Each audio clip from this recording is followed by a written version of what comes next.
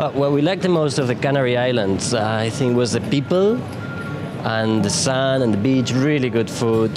The welcome? Yeah, You were very welcoming. People was very welcoming, true. Yeah, very easy going. Yeah. That's really important.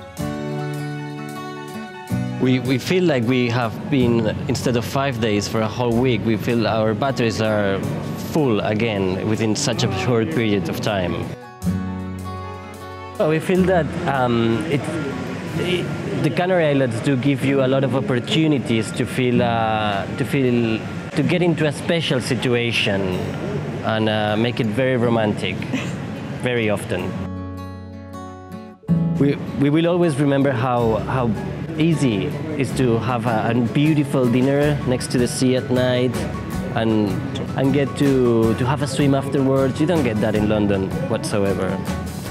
No. Never. No, unluckily. Possible moment to fly back to the Canary Islands to have another amazing holiday. Pretty soon.